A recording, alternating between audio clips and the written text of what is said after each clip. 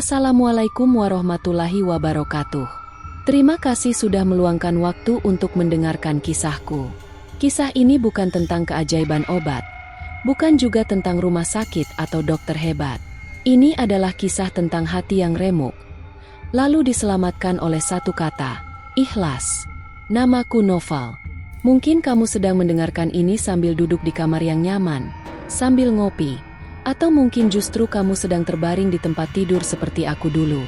Pernahkah kamu merasa bahwa tubuhmu masih hidup, tapi jiwamu sudah mati?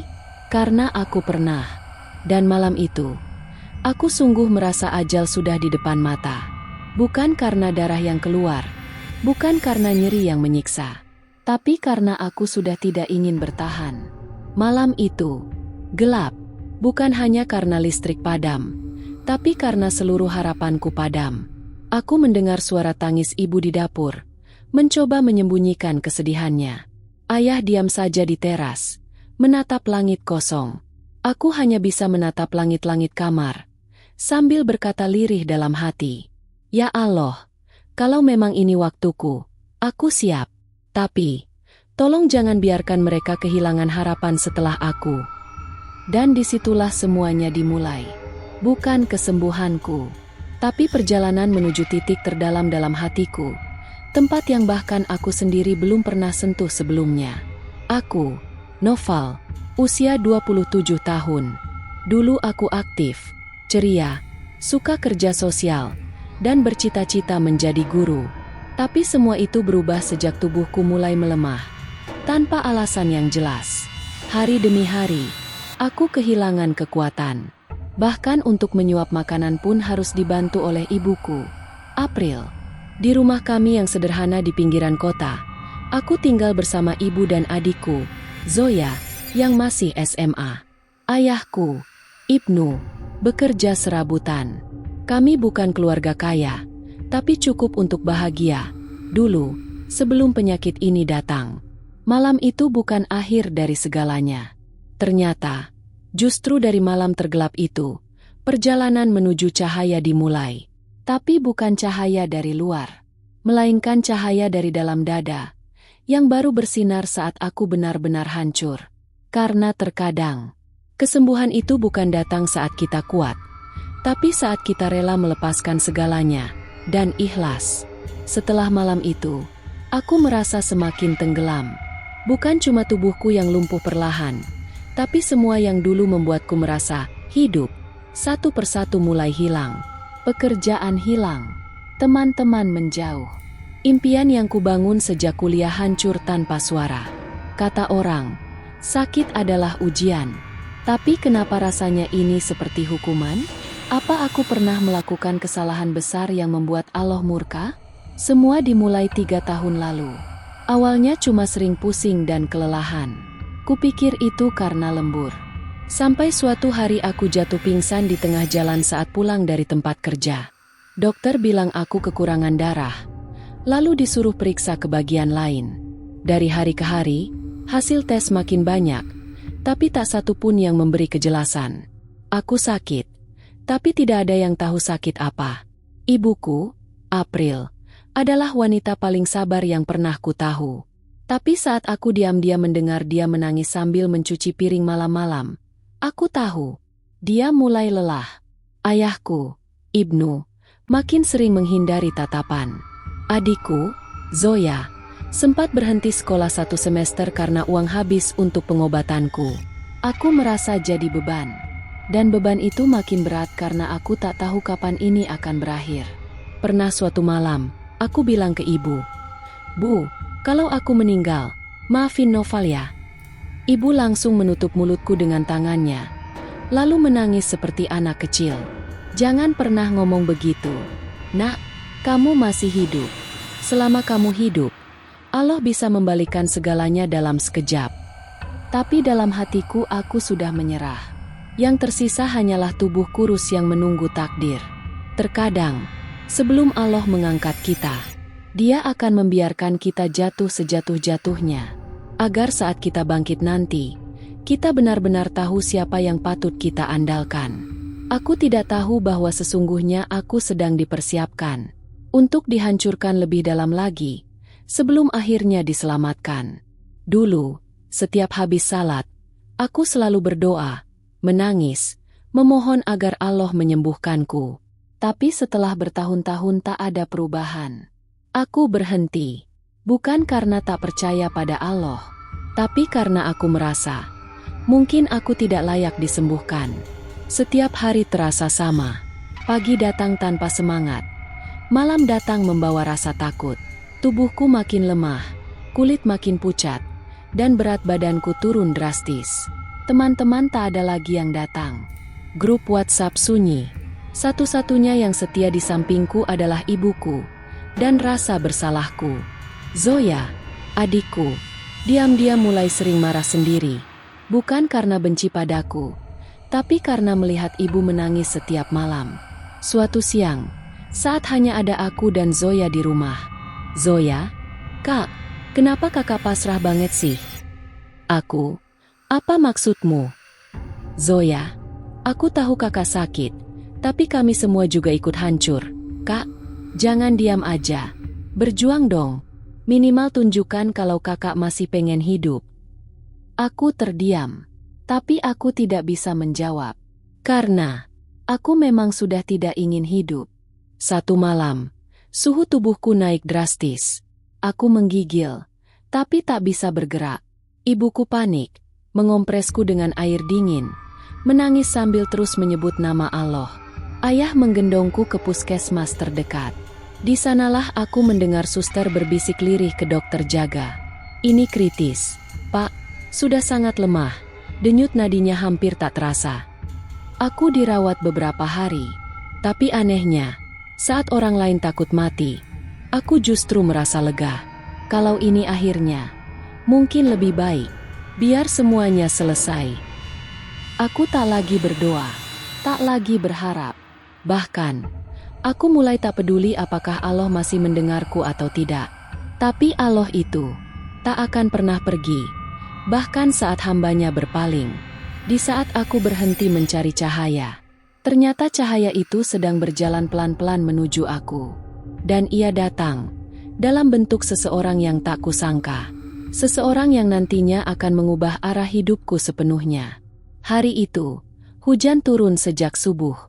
Langit mendung, udara lembab, dan tubuhku masih terbaring lemah dengan infus di tangan. Ibuku sedang menunaikan salat duha di sudut ruangan rawat. Matanya bengkak karena begadang. Tiba-tiba, pintu kamar rawat diketuk perlahan. Seorang lelaki berusia sekitar 40-an masuk, berpeci putih, berjubah sederhana. Wajahnya tenang dan asing. Assalamualaikum. Maaf, saya bukan dokter. Saya hanya ingin menjenguk. Apakah benar ini kamar Noval? Ibuku terkejut, tapi mengangguk. Bapak siapa ya? Tanyanya pelan. Saya dipertemukan oleh Allah lewat cerita dari seorang rekan. Katanya, ada seorang pemuda yang sedang diuji bertahun-tahun. Saya hanya ingin bertemu, mungkin bisa membantu. Namanya Ustadz Karim, bukan orang terkenal, bukan pula orang kaya. Tapi cara dia memandangku, seolah-olah aku bukan orang sakit, seolah-olah aku masih utuh. Dia duduk di samping ranjangku, mengusap pelan tanganku yang dingin. Ustadz Karim, Noval, kamu tidak sedang dihukum, kamu sedang diangkat. Meskipun caranya menyakitkan. Kadang, Allah tidak menyembuhkan tubuh kita dulu, tapi menyembuhkan hati kita lebih dulu. Aku menatapnya, menahan air mata. Ini kali pertama dalam waktu yang lama, aku merasa hatiku disentuh. Ustadz Karim melanjutkan, boleh aku ajak kamu berdoa? Bukan untuk sembuh, tapi untuk ridho, untuk ikhlas. Dan saat itulah, aku menangis, bukan karena sakit, tapi karena selama ini aku berdoa agar diselamatkan, tanpa pernah meminta agar hatiku dikuatkan. Hari itu, aku tidak sembuh, tapi untuk pertama kalinya, aku berdoa bukan untuk minta sembuh, tapi untuk minta dikuatkan jika memang harus sakit lebih lama. Aku belajar menyerah, bukan dalam arti kalah, tapi menyerahkannya pada Allah dengan ikhlas sepenuh hati.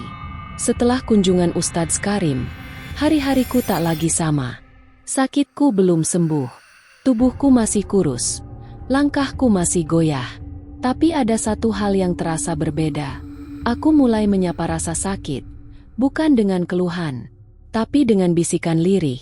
Kalau ini jalan dari MU, ya Allah, aku terima.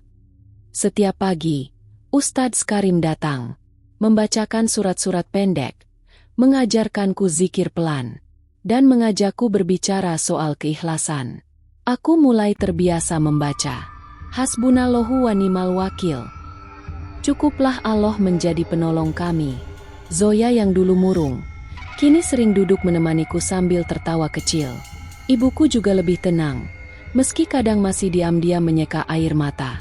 Tapi kali ini, bukan karena sedih, melainkan karena melihat aku menyambut hidup, meski masih di tengah sakit. Suatu sore, ada yang datang bersama Zoya, seorang perempuan berjilbab ungu, wajahnya lembut. Namanya April, teman kuliah Zoya dulu. Ia juga pernah sakit kronis selama 2 tahun, dan kini sudah sembuh. April, aku pernah ada di posisimu. Noval, terbaring, marah pada diri sendiri, marah pada takdir. Sampai akhirnya aku sadar bahwa aku tak akan pernah menang melawan Allah. Tapi aku bisa tenang kalau aku ikut bersamanya. Perkataan itu menusuk, tapi menenangkan. Malam itu, aku tidak bisa tidur. Aku menatap langit-langit kamar, lalu membuka handphone. Ku ketuk-ketuk layar. Ku ketik pelan. Ya Allah, jika aku harus sakit lebih lama, izinkan aku tetap bahagia. Jika Engkau akan sembuhkan aku, maka sembuhkan sekalian hatiku agar tidak sombong. Tapi apapun itu, aku ridho. Dan malam itu, aku menangis, tapi bukan karena lemah. Aku menangis karena hatiku akhirnya bebas dari rasa kecewa pada takdir. Sudah seminggu sejak aku berusaha berdamai dengan sakitku. Aku masih menjalani pengobatan, terapi, dan infus. Tapi ada sesuatu yang tak biasa pagi itu. Saat aku membuka mata, tubuhku terasa lebih ringan. Bukan sepenuhnya pulih, tapi lebih hidup. Aku mencoba bangkit sendiri dari tempat tidur, hal yang sudah lama tak bisa kulakukan tanpa bantuan. Dan aku berhasil duduk tanpa pingsan. Ibuku menatapku dengan wajah panik sekaligus tak percaya. Zoya langsung memanggil suster. Pagi itu juga, dokter datang dan memeriksa kondisiku. Berulang kali, matanya mengerut, alisnya naik turun. Hemoglobinnya naik, ginjalnya mulai merespons, tekanan darahnya stabil. Ini tidak masuk akal. Aku dan ibuku hanya saling pandang. Air matanya langsung jatuh ke bantal. Apa maksud dokter? Biasanya, pasien dengan kondisi seperti ini butuh waktu sangat lama untuk pulih, bahkan belum tentu bisa. Tapi ini, perubahan drastis hanya dalam beberapa hari. Kami semua tahu. Bukan karena vitamin, bukan karena suntikan, tapi karena doa yang ikhlas, dan hati yang telah menyerah sepenuhnya pada Allah. Dokter berkata, teruskan apapun yang kamu lakukan, nak. Kadang hal yang tak bisa dijelaskan ilmu, bisa dijelaskan oleh iman. Aku menunduk, dan dalam hati hanya bisa berkata, ini semua bukan karena aku kuat, tapi karena aku akhirnya ikhlas. Beberapa minggu kemudian, aku diperbolehkan pulang. Tubuhku belum 100%, tapi jiwaku sudah penuh 100% oleh syukur. Zoya memelukku erat di depan rumah. Ibuku sujud syukur di ruang tamu. April datang dan membawa mushaf kecil. Hadiah yang membuatku menangis. Kini, aku bukan Noval yang dulu. Aku bukan lagi pemuda yang marah karena takdir. Aku adalah seseorang yang diselamatkan oleh keikhlasan. Dan ketika orang bertanya bagaimana aku bisa sembuh setelah bertahun-tahun, aku jawab, saat aku tak lagi meminta sembuh. Justru saat itulah Allah memberikan kesembuhan.